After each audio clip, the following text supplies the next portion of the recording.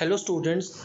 तो आज के सेशन में हम डिस्कस करेंगे जो हमारा एक इम्पॉर्टेंट मेजर मॉड्यूल है अंडरस्टैंडिंग डिसिप्लिन्स एंड सब्जेक्ट्स। उसके कुछ इम्पॉर्टेंट एमसीक्यू क्वेश्चंस डिस्कस करेंगे।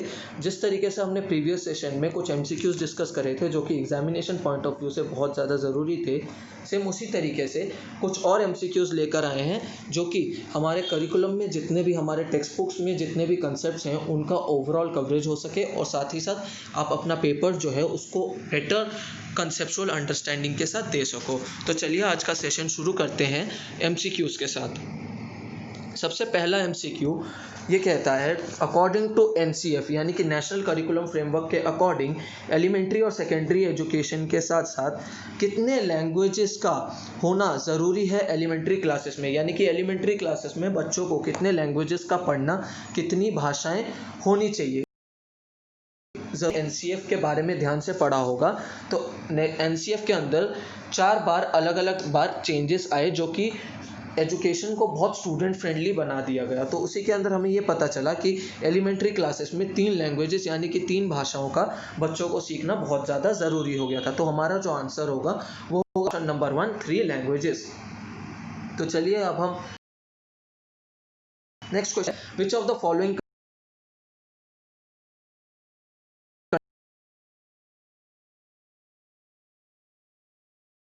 कंटेंट को इनमें से कौन सा कंटेंट इंक्लूड करना बहुत ज़्यादा ज़रूरी है। तो पहला ऑप्शन है पोइट्री यानी कि कविता जो कि हिंदी लिटरेचर के लिए बहुत इंपॉर्टेंट माना गया है। दूसरा ऑप्शन है लेटर राइटिंग जो कि हमें हिंदी ग्रामर के बारे में बताता है, व्याकरण के बारे में बताता है।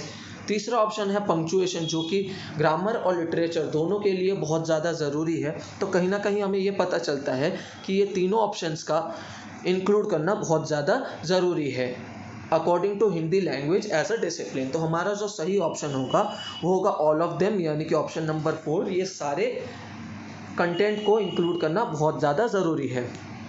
तो चलिए अब हम नेक्स्ट क्वेश्चन की तरफ आगे बढ़ते हैं, थर्ड क्वेश्चन की तरफ, जो कि ये कहता है what are the needs of modern aspect of discipline, यानी कि अनुशासन के आधुनिक पहलू की क्या क्या मुख्य ज़रूरतें हैं। तो अगर एक एक करके हम ऑप्शंस को पढ़ें तो पहला ऑप्शन है सोशल डेवलपमेंट यानी कि सामाजिक विकास। अगर हमारे समाज में विकास नहीं होगा तो अनुशासन जो है वो घर घर तक, हर बच्चे, हर इंसान तक नहीं पहुंच पाएगा। तो ये तो बहुत ज़्यादा ज़रूरी है।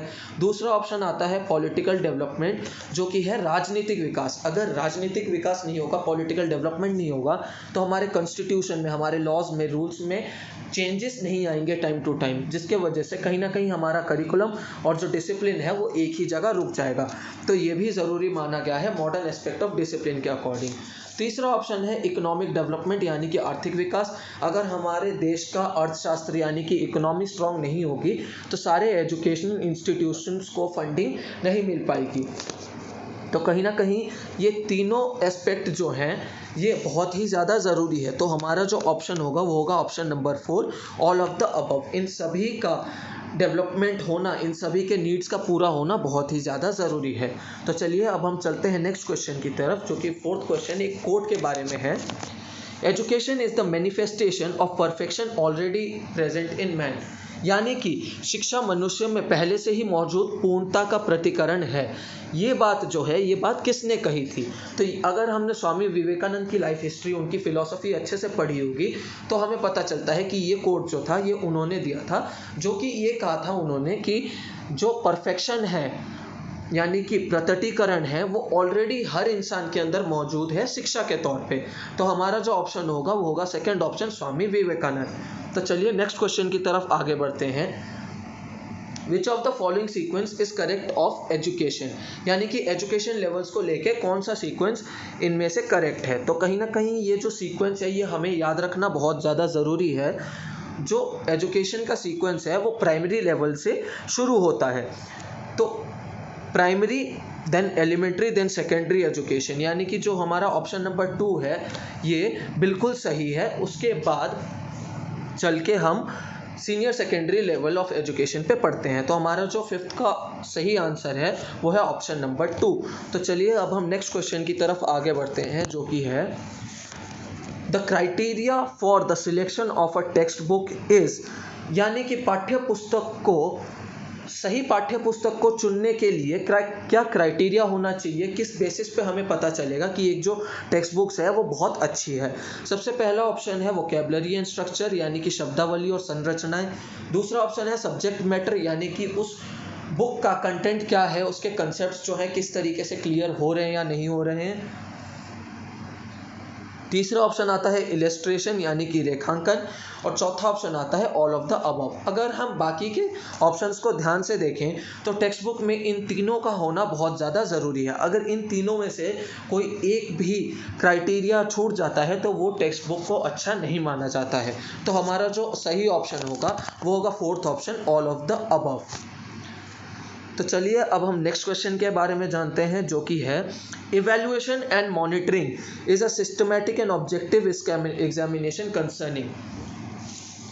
यानी कि इन ऑप्शन में से कौन सा कंसर्न ऐसा माना गया है जिसके चलते इवैल्यूएशन और मॉनिटरिंग जो है और साथ ही साथ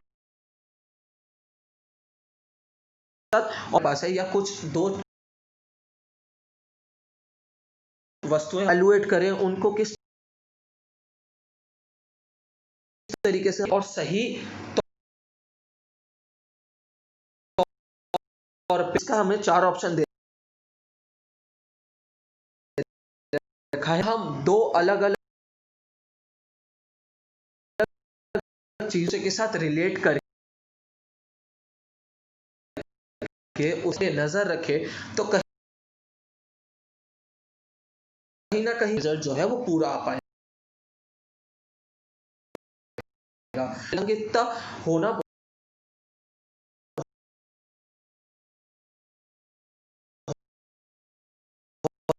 बहुत ज्यादा। नेक्स्ट क्वेश्चन है,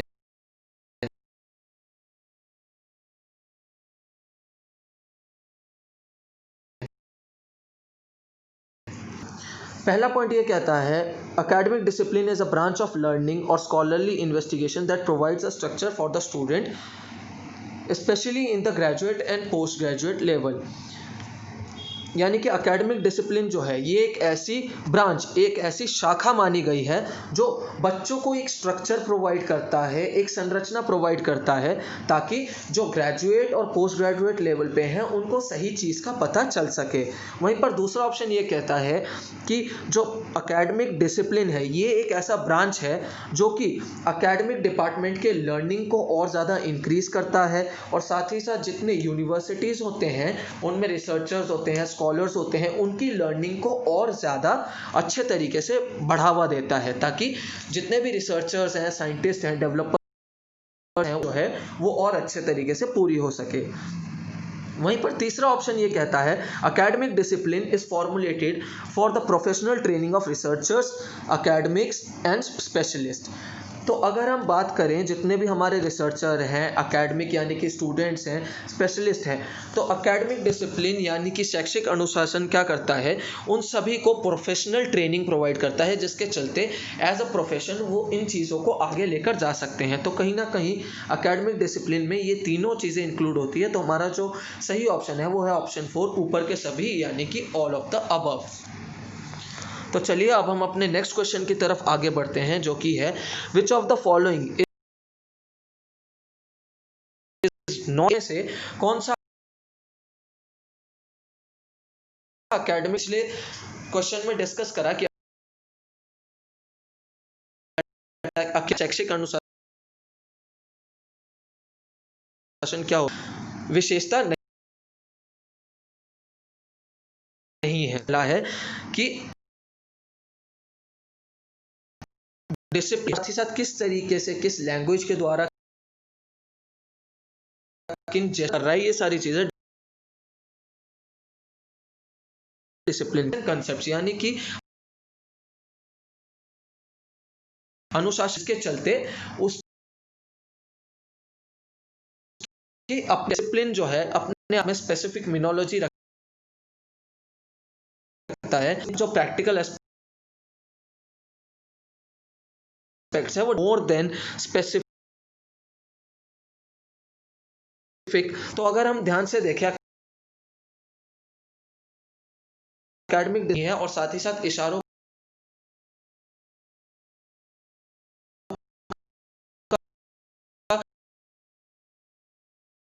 नेक्स्ट क्वेश्चन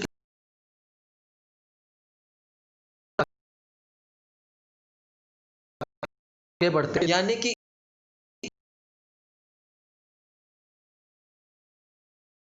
स्ट्रैटेजी इसमें नहीं है।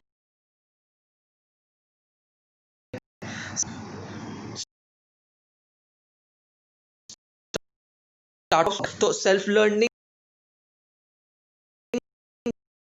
जो है ये भी one of the not option पर टिक करना होगा। तो इंटरडिसिप्लिनरी लर्निंग यानी कि अलग अलग कंसेप्ट्स को समझने के लिए करना बहुत ज्यादा जरूरी है,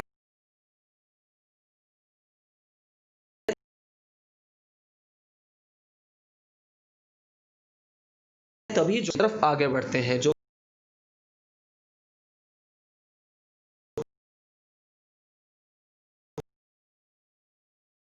की है करती है higher order thinking skills, solving problem. तो अगर हम बात करें इंटरडिसिप्लिनरी को दी जाती है ताकि बच्चे अपने और सके उनकी जो थिंकिंग स्किल्स है। तो हायर ऑर्डर थिंकिंग स्किल यानी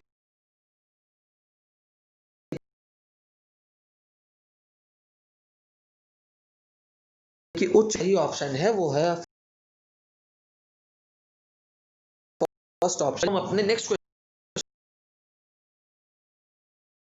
क्वेश्चन की तरफ फॉर इंपॉर्टेंट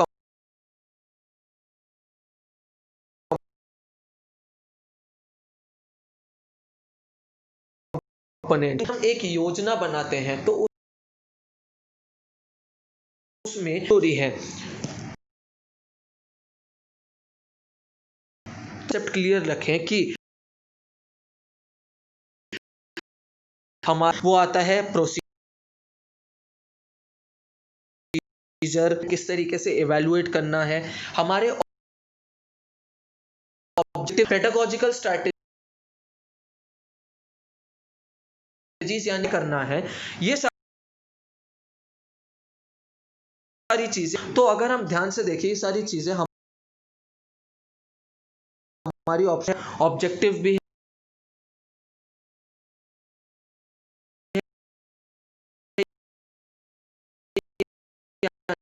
प्रोसीजर पे भी नजर रखते हैं।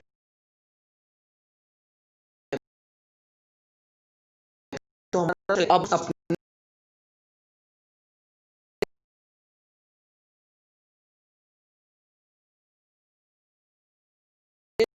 नेक्स्ट क्वेश्चन, एक ब्रांच है, दूसरा है chemistry, third is life science and fourth is all of the above. तो अगर हम ध्यान से देखें फिजिकल साइंस, केमिस्ट्री और लाइफ साइंस जो है ये तीनों कहीं ना कहीं नेचर को डिपिक्ट करते हैं। तो हमारा जो आंसर होगा वो होगा ऑल ऑफ द अबव, यानी कि इनमें ये सारी ब्रांचेस जो है ये नेचुरल साइंस को डिपिक्ट करती है। तो चलिए अब हम चलते हैं अपने नेक्स्ट क्वेश्चन की तरफ जो कि 14 डेवलपमेंट यानी कि आर्थिक उद्देश्य होने चाहिए, क्या क्या लक्षण होने चाहिए हमारे पास। पहला है जनरल एजुकेशन यानी कि सामान्य शिक्षा, दूसरा है फुल एम्प्लॉयमेंट, जब तक पूरी तरीके से रोजगार नहीं मिलेगी तब तक हमारी जो इकोनॉमी है वो डेवलप नहीं हो पाएगी। तीसरा ऑप्शन है डेवलपमेंट ऑफ पीपल, अगर फुल एम्प्लॉयमेंट मिलती है तो कहीं ना कहीं पीपल का डेवलपमेंट अपने आप ही होगा, तो ये भी ज़रूरी है। तो हमारा जो सही आंसर होगा वो तीनों को मिला के होगा fourth option all of the above. तो ये तीनों ऑप्शंस होना बहुत ज़्यादा ज़रूरी है एक इकोनॉमिक डेवलपमेंट के लिए। तो चलिए अब हम चलते हैं नेक्स्ट क्वेश्चन की तरफ। National committee on women education was established in, यानी कि महिला शिक्षा के लिए जो राष्ट्रीय समिति थी वो कब स्थापित करी गई थी। तो ये जो क्वेश्चन कर आता है जिसका आंसर हमें याद, एजुकेशन जो थी महिलाओं के एजुकेशन के लिए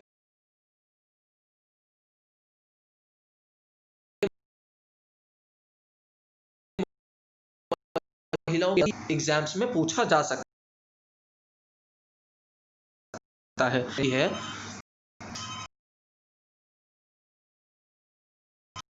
यानी कि भारतीय शिक्षा आयोग टोटली डायरेक्ट क्वेश्चन है। तो direct question, Indian education commission जो थी उसकी स्थापना 14 जुलाई 1964 यानी कि 1964 में करी गई थी।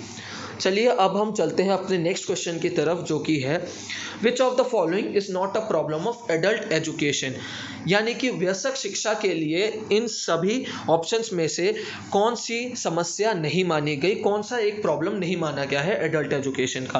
पहला ऑप्शन है स्टीरियोटाइप थिंकिंग, यानी कि पुरानी सोच को लेकर ही आगे चलना। दूसरा ऑप्शन है लैक ऑफ गुड टीचर, अच्छे शिक्षकों की कमी। तीसरा ऑप्शन है लैक ऑफ स्कूल्स, यानी कि स्कूलों की कमी जो एडल्ट एजुकेशन प्रोवाइड करे। वहीं पर चौथा ऑप्शन ध्यान से देखें एडल्ट एजुकेशन का, तो हमारा जो आंसर होगा वो होगा फोर्थ ऑप्शन, जो कि कहलाता है अवेलेबिलिटी ऑफ वाटर। चलते हैं अपने नेक्स्ट क्वेश्चन की तरफ, जो कि 18th क्वेश्चन है, what is the full form of NCERT, यानी कि एनसीईआरटी का पूर्ण रूप क्या है। ये एक टोटली डायरेक्ट क्वेश्चन है जो कि बच्चों को ये समझ में आना चाहिए कि एनसीईआरटी का जो फुल फॉर्म होता है वो होता है national council of educational research and training. तो ये जो हमारा फुल फॉर्म है, ये हमारा फर्स्ट ऑप्शन जो है सही है। राष्ट्रीय शैक्षिक अनुसंधान और प्रशिक्षण परिषद कहा जाता है एनसीईआरटी को। तो हमारा जो ऑप्शन नंबर 1 बिल्कुल सही है। हम गलत ऑप्शन पर ध्यान ना देते हुए सीधा सीधे फर्स्ट ऑप्शन पे टिक करेंगे। तो चलिए अब हम चलते हैं नेक्स्ट क्वेश्चन की तरफ।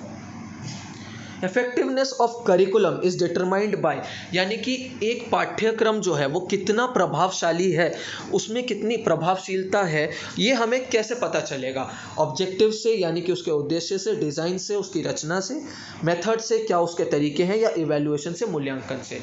तो अगर सिर्फ करिकुलम की बात ना करते हुए किसी भी चीज़ का इफेक्टिवनेस अगर हम प्रभावशाली देखना चाहते हैं, तो जब तक हम उसका मूल्यांकन नहीं करेंगे, इवैल्यूएशन नहीं करेंगे, तब तक हमें उसका इफेक्टिवनेस नहीं पता चलेगा कि कितना वो सही है और कितना वो गलत है। तो हमारा जो सही आंसर होगा वो होगा इवैल्यूएशन, फोर्थ ऑप्शन मूल्यांकन। तो चलिए अब हम चलते हैं नेक्स्ट क्वेश्चन की तरफ, जो कि है हमारा 20th question. Primary duty of teacher is to, यानी कि एक शिक्षक का प्राथमिक कर्तव्य क्या होता है।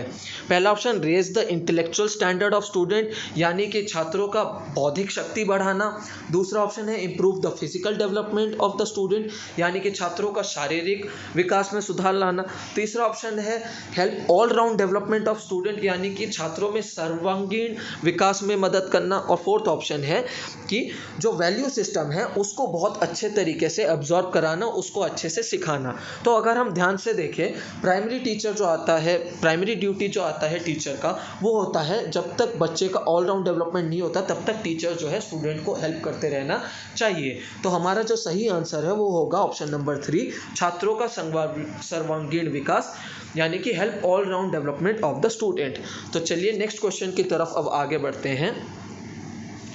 Who introduce the project method, यानी कि प्रोजेक्ट मेथड की शुरुआत किसने करी थी। प्रोजेक्ट मेथड एक ऐसा मेथड लाया गया था जो कि बच्चों को बहुत इजीली लर्निंग जो था, उनका अधिगम जो था, लर्निंग प्रोसेस जो था, उसको और ईजियर वे में बच्चों को लर्निंग बढ़ सके और साथ ही साथ सारे कंसेप्ट्स उनको समझ में आए। तो ये जो प्रोजेक्ट मेथड था ये विलियम एच किलपैट्रिक ने लाए थे, जो कि एक बहुत बड़े फिलोसोफर और बहुत अच्छे एजुकेशनलिस्ट माने गए हैं, जाने माने हिस्ट्री में। तो चलिए अब हम चलते हैं नेक्स्ट क्वेश्चन की तरफ, जो कि है अ गुड टेक्स्ट बुक, यानी कि एक अच्छी पाठ्य पुस्तक में क्या क्या चीज़ें होनी चाहिए। पहला ऑप्शन है provide structure and syllabus for a program, यानी कि एक सिलेबस, फिक्स्ड सिलेबस होना चाहिए बुक का, और साथ ही साथ उस सिलेबस को एक अच्छे स्ट्रक्चर में होना चाहिए। दूसरी बात ये कि provide variety of learning resources, यानी कि बहुत सारे लर्निंग रिसोर्सेज, बहुत सीखने वाली चीज़ें होनी चाहिए टेक्स्ट बुक में। तीसरा ऑप्शन है provide effective language model and input, यानी कि भाषा मॉडल और साथ ही साथ जो उसके अंदर इनपुट्स हैं वो अच्छे से डालने चाहिए ताकि बच्चा जो है कंसेप्चुअल अंडरस्टैंडिंग, टेक्सचुअल अंडरस्टैंडिंग और अच्छे से कर सके। वहीं पर चौथा ऑप्शन आता है ऑल ऑफ देम। तो अ गुड टेक्स्ट बुक के अंदर ये तीनों ऑप्शंस का होना बहुत ज़्यादा ज़रूरी है। तो हमारा जो सही आंसर होगा, ऑप्शन होगा सही, वो होगा fourth option, all of them या ऑल ऑफ द अबव। चलिए अब हम नेक्स्ट क्वेश्चन की तरफ आगे बढ़ते हैं, जो कि है discipline are mostly studied at dash level, यानी कि जो अनुशासन है वो कौन से लेवल पे पढ़ाया जाता है बच्चों को। तो पहला ऑप्शन है स्कूल, दूसरा ऑप्शन है किंडरगार्टन जहाँ पर छोटे बच्चों को प्राथमिक शिक्षा दी जाती है, तीसरा ऑप्शन है हायर एजुकेशन, चौथा ऑप्शन है हमारा फोर्थ ऑप्शन जो है नन ऑफ द अबव। तो अगर हम डिसिप्लिन की बात करें तो सब्जेक्ट एज अ डिसिप्लिन हमें हायर एजुकेशन में सीखने को मिलता है। तो हमारा जो ऑप्शन होगा वो होगा थर्ड ऑप्शन, हायर एजुकेशन यानी कि उच्च शिक्षा। तो अब हम चलते हैं अपने नेक्स्ट क्वेश्चन की तरफ। Education according to John Dewey is, यानी कि जॉन डुई जो कि हमारे बहुत फेमस एजुकेशनलिस्ट थे, उनके अकॉर्डिंग एजुकेशन क्या है? प्रिपरेशन ऑफ लाइफ यानी कि जीवन की तैयारी, गेटिंग नॉलेज यानी कि ज्ञान की प्राप्ति करना, लर्निंग बाय डूइंग यानी कि जब तक हम कोई काम करते नहीं है तब तक हम काम सीखते नहीं हैं, तो काम सीखने के लिए हमें पर्टिकुलर काम करते रहना चाहिए। दूसरा ऑप्शन है स्कूलिंग यानी कि शिक्षा। तो अगर हम जॉन डुई के फिलोसफीज पे ज़रा नज़र डालें, अच्छे से रिवाइज करें, तो जॉन डुई जो थे वो लर्निंग बाय डूइंग पे बहुत ज़्यादा एम्फोसाइज करते थे, यानी कि वो ये कहते थे कि बच्चे जब तक अलग अलग चीज़ें नहीं करेंगे तब तक उन चीज़ों की नॉलेज, उन चीज़ों की एजुकेशन बच्चों को नहीं मिलेगी। तो हमारा जो सही आंसर होगा वो होगा option number 3, learning by doing. इसी के साथ ही चलिए नेक्स्ट क्वेश्चन की तरफ चलते हैं, जो कि है एपिस्टेमोलॉजी डील्स विद, यानी कि जो ज्ञान मीमांसा है वो किससे संबंधित है? नॉलेज, रियलिटी, वैल्यूज़ या कल्चर, यानी कि ज्ञान, वास्तविकता, मान या संस्कृति से जुड़ा हुआ है। इनमें से किससे जुड़ा हुआ है ज्ञान मीमांसा? तो अगर हम ध्यान से देखें, एपिस्टेमोलॉजी जो है वो नॉलेज यानी कि ज्ञान से संबंधित है। इसी वजह से एपिस्टेमोलॉजी नॉलेज के कलेक्शन और साथ ही साथ नॉलेज को किन किन आइडियाज़, किन किन बिलीव्स के द्वारा समझना चाहिए, ये सारी चीज़ें हमें सीखते हैं। तो इसी के साथ ही आज के सेशन में हमने अंडरस्टैंडिंग डिसिप्लिन एंड सब्जेक्ट्स के काफ़ी सारे एमसीक्यूज़ डिस्कस करे, जो कि एग्जामिनेशन पॉइंट ऑफ व्यू से बहुत ज़्यादा ज़रूरी थे। तो आई होप ये सेशन आपका बहुत इंटरेस्टिंग और इन्फॉर्मेटिव लगा होगा। Thank you.